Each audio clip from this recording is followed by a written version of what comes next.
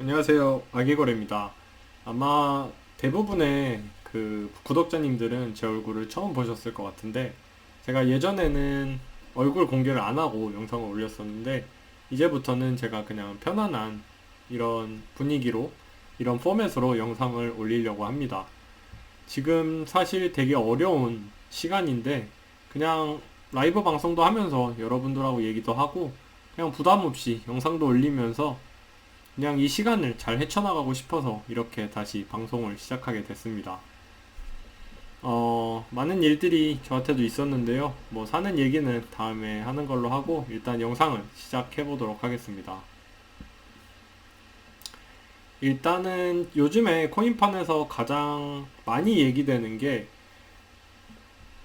그 테랄루나 사태 이후로 뭐 셀시우스, 3에로 캐피탈, 그리고 지금 FTX도 망했고 이제 디지털 커런시 그룹에 있는 제네시스 트레이딩이 돈을 빌리고 다닌다는 소리가 있는데, 과연 얘네들이 망할 것인가, 안 망할 것인가, 그리고 망하면 과연 암호화폐 시장이 어떻게 될 것인가, 그리고 내가 믿고 쓰는 거래소가 과연 내 코인과 내 자금을 잘 갖고 있는지, 그리고 얘네들이 혹시 딴짓을 하진 않는지, 이런 불신과 불안함이 시장 전체에 좀 깔려 있는 것 같아요.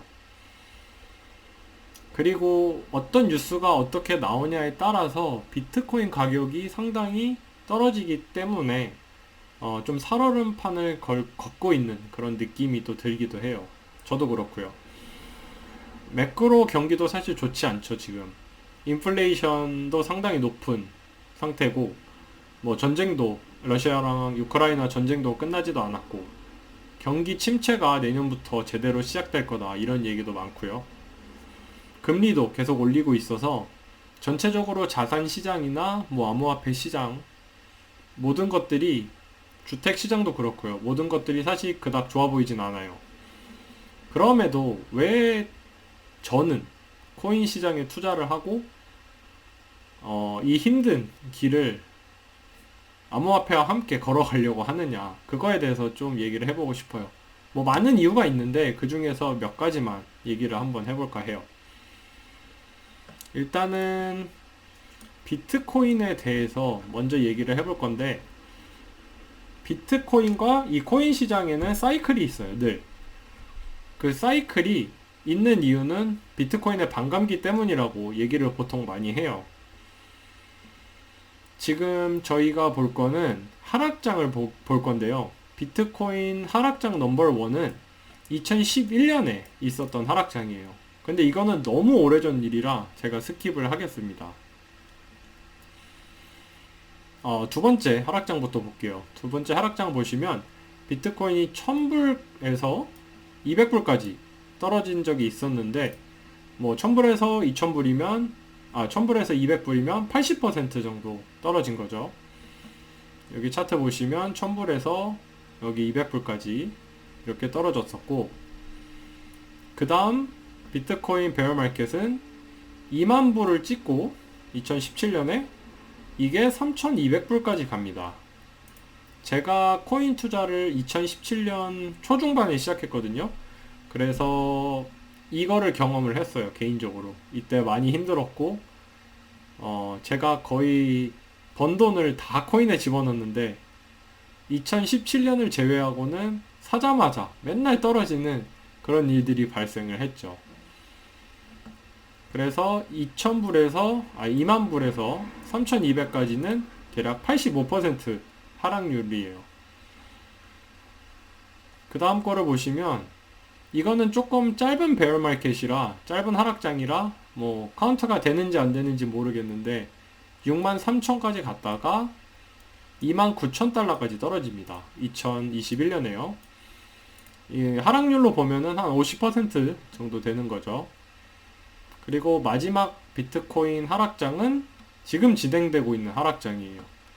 68,000에서 지금 여기는 2만까지 내려갔다고 하는데, 사실 지금 16,000까지도 내려갔었죠. 비트코인이 16,000 아래까지도. 그러면은 16,000을 기준으로 얘기를 하면 한 76% 정도 떨어진 거예요. 그러면은 하락장 때마다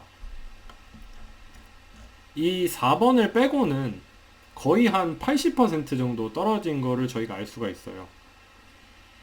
근데 중요한 거는 80%가 떨어진 게 중요한 게 아니고, 여태까지 80%가 떨어졌는데 비트코인은 없어지지 않고 살아남았다. 제 생각엔 그게 더 중요한 것 같아요. 그래서 이 사이클이 끝나면, 한 사이클이 끝나면 비트코인 가격은 꼭 그 전 사이클보다 많이 올라와 있더라. 그게 저희가 여기서 가져가야 되는 레슨인 것 같아요. 기억을 해야 됩니다, 지금. 어떤 사람은 그런 얘기도 해요. 뭐 여태까지 비트코인은 지금 시장과는 다르게 돈을 계속 풀었던 그런 경제 상황 속에서 있었던 거라, 예전의 비트코인 사이클과 지금의 비트코인 사이클은 좀 다르다, 이렇게 얘기를 할 수 있을 것 같아요.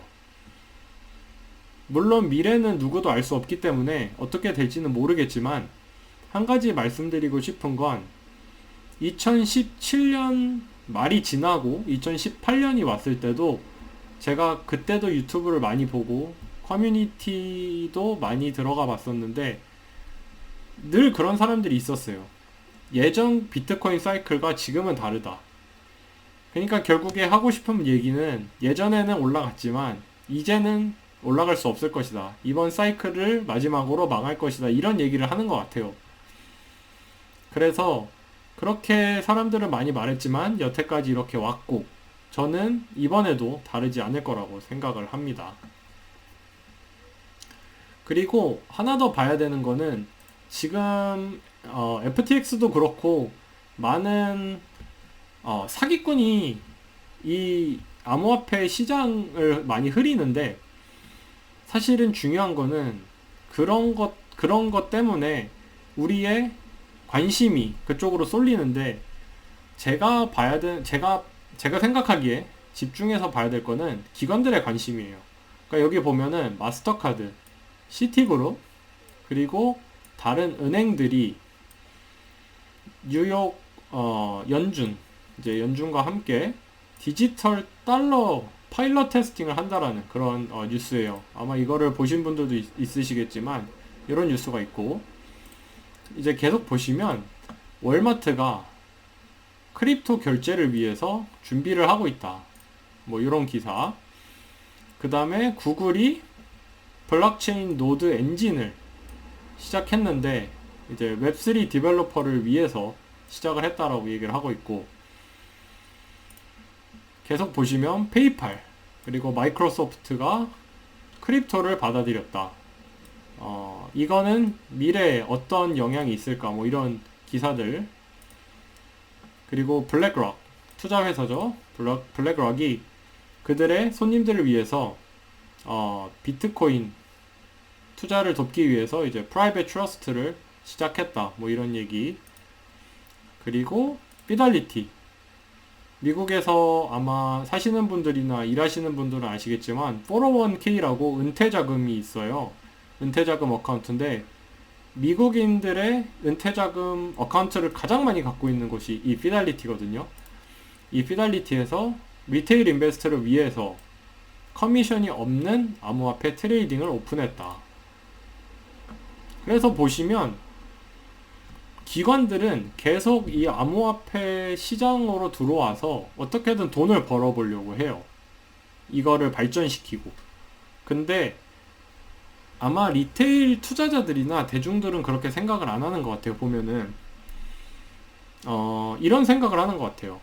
그러니까 지금 이렇게 코인 시장이 개판이 되고 규제도 제대로 안 나왔는데, 이런 큰 회사들이 암호화폐 시장에 들어오려고 했다가 나가는 거 아닐까, 포기하고 떠나는 게 아닐까, 그렇게 생각할 수도 있지만 제 생각은 아니에요. 제 생각은 지금이야말로 코인 시장에서 뭔가를 해보려고 하면 회사들이 지금 준비를 해서 나중에 코인 시장의 분위기가 좋아졌을 때 뭔가를 할 수 있게 지금 준비하는 시간이라고 생각을 해요. 그래서 다음 사이클을 준비하는 지금이 기관들한테는 적기가 아닌가 그런 생각을 저는 합니다. 그리고 기관들이 이렇게 한번 관심을 줬기 때문에 비트코인은 애매하게 끝날 수는 없어요. 비트코인이 애매하게 뭐 10,000불에서 20,000불, 30,000불에서 계속 왔다 갔다 하면서 있을 수는 없는 거예요. 그러니까 비트코인이 망하려면은 몇 년 후에 진짜 아예 망하던지, 아니면 이 기관들의 관심과 규제가 딱 잡혀서 비트코인과 선택된 알트코인들이 계속 발전을 해가면서 올라가던지, 저는 둘 중에 하나라고 보고 있거든요.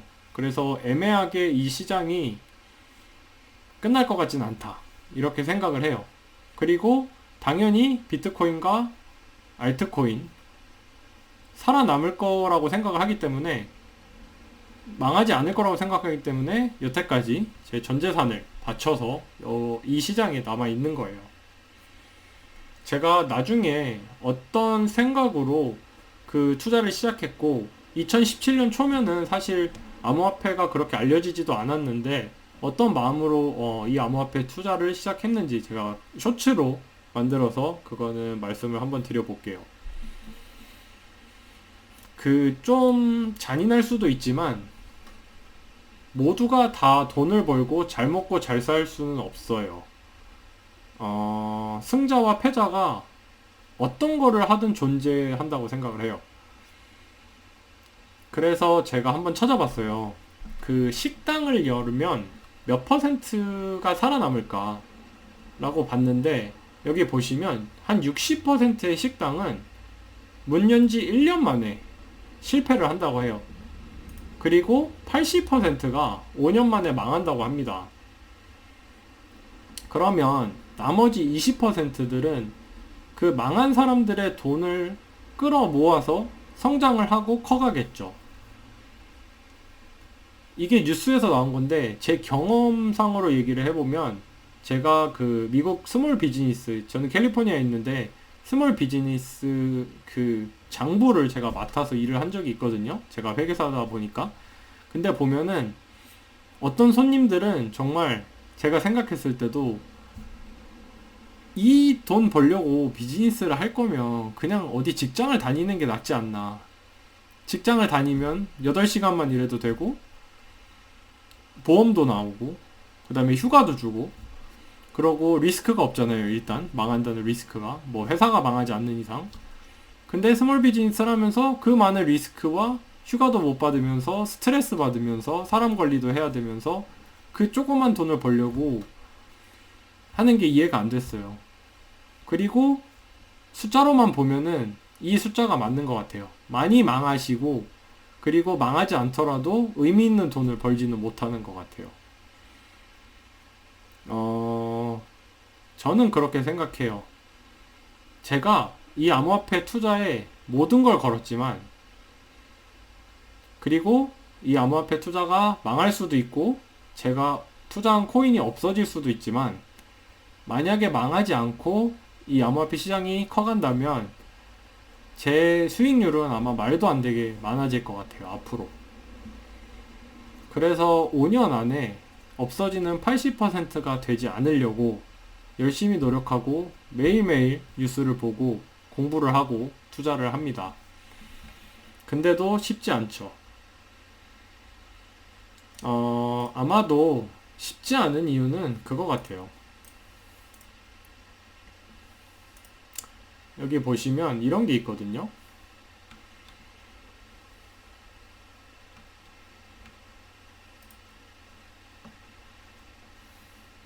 여기 잘 보이실지 모르겠는데 이런 게 있어요. 이게 그러니까 마켓 사이클인데, 이렇게 시장이, 어떤 시장이 올라가면 내가 투자를 잘해서 이게 올라갔다고 생각을 하고 너무나 기뻐해요. 그래서 그 기쁨에 취해 있는데, 그 시장이 조금 내려오면 거기서는 이 사람들이 뭐지? 이렇게 얘기를 하면서 결국에는 아니야, 올라갈 거니까 난 존버를 해보겠어 라고 얘기를 하고 강제 존버를 그때부터 타죠. 근데 생각보다 그렇게 쉽게 뭐 어떤 시장이든 올라가지 않고 이렇게 쭉 떨어지면 그때부터는 불안하지만 팔지는 않고 기다리고 있어요. 그러다가 가장 바닥 쪽에 오면은 그때 아 내가 잘못했구나 라고 인정을 하고 너무 힘드니까 이 바닥에서 팔아버립니다. 있는 코인이든 자산이든 뭐든 이때 팔아버리는데 사실은 이 팔았을 때가 가장 좋은 기회죠. 근데 그걸 모르고 여기서 팔고 그 다음에 다시 마켓이 회복을 할 때는 결국에는 내가 갖고 있는 포지션은 아무것도 없는 그런 상태로 이제 끝나게 되는 것 같아요. 그렇기 때문에 80%의 투자자들이 돈을 잃는 것 같고, 그렇기 때문에 뭐 식당이든 뭐 암호화폐 투자든 뭐든 성공하고 돈 벌 수 있는 사람은 크게 많지 않은 것 같아요. 많게 쳐서 20%. 그래서 여러분들한테 한번 제가 여쭤보고 싶어요. 어떤 노력을 하고 계십니까? 그 80%가 되지 않기 위해서. 그리고 지금처럼 힘든 시간을 겪어낼 때 과연 어떤 거를 보면서 겪어내야 쉽게 다음 사이클까지 기다릴 수 있을까요? 그래서 여러분이 한번 댓글로 알려주셨으면 좋겠어요. 어떤 노력을 하셨고, 어떤 노력을 하고 있고, 그러고 어떤 생각으로 이 시장을 보시는지, 그리고 왜 투자를 하시는지 댓글로 알려주시면 감사하겠고요. 저도 제가 암호화폐 투자를 왜 시작했고, 어떤 마음으로 시작을 했는지 제가 한번 쇼츠로 그때는 올려서 여러분께 한번 알려드릴까 해요. 끝까지 영상 시청해 주셔서 감사하고 앞으로 잘 부탁드리겠습니다. 아기꼬레였습니다. 감사합니다.